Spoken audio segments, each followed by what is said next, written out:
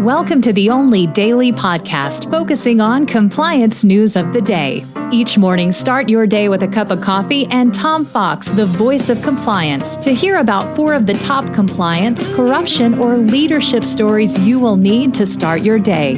The Daily Compliance News is a production of the Compliance Podcast Network.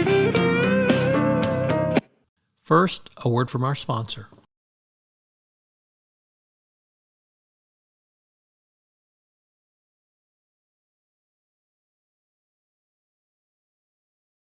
The Daily Compliance News for September 29, 2022, The Banks Continue Behaving Badly edition.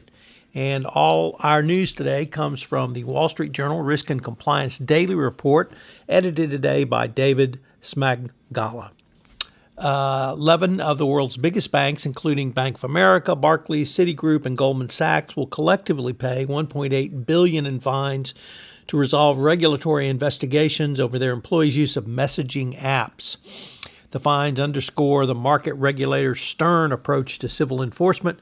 Fines of $200 million, which many of the banks will pay under the agreement, have typically been seen only in fraud cases or investigations that harm investors. But the SEC in particular has pushed for fines higher than precedents, saying it wants to levy fines that punish wrongdoers and perhaps, only perhaps, will deter banks from continuing to engage in behaving badly. Next up, U.S. and EU are opposed to adopt new sanctions, though some EU members are questioning existing restrictions and the economic pain that is causing Europe. The European Commission is likely to propose new import and export controls on Russia as soon as today, according to officials. It will propose placing additional Russian officials and some pro-Kremlin separatists on its sanctions list in the coming days. Next up, the organizer of a popular Hong Kong wine contest has breached U.S. sanctions when it dealt with a Crimean winery that entered its competition. The Hong Kong Wine and Spirit Competition must pay a penalty of £30,000 as financial sanctions apply to all sectors, not simply the financial sector, and it's not sufficient for a company to rely on the banking sector to conduct due diligence on its behalf.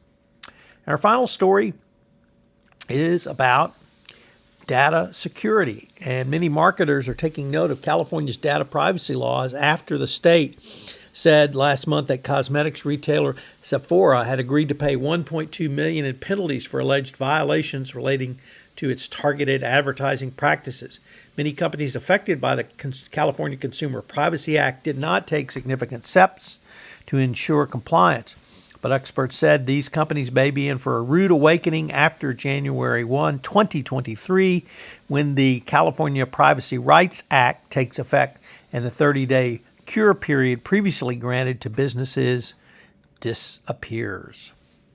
If you haven't done so, please check out the FCPA compliance report this week. I'm taking a deep dive into the recently announced Monaco Doctrine, as announced by Deputy Attorney General Lisa Monaco in her speech. I have a 5-part podcast series playing this week. Last week I had a 5-part blog post series on it. So if you want more information on the Monaco Doctrine and memo, check it all out on the FCPA compliance report. The Daily Compliance News is a production of the Compliance Podcast Network and a proud member of C-Suite Radio. Thanks so much for listening. I hope you'll join me again tomorrow.